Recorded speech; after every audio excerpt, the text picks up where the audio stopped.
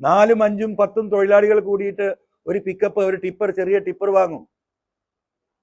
50,000 1 ലക്ഷമോ ഉണ്ടായി ഒരു 4 5 ലക്ഷം രൂപ മുടക്ക് വരുന്ന വണ്ടിക്ക് 1 ലക്ഷം മുടക്കി 10 പാവപ്പെട്ട ചെറുപ്പക്കാര് 4 ലക്ഷമോ 5 ലക്ഷമോ ലോൺ എടുത്ത് ഈ വണ്ടി വാങ്ങി.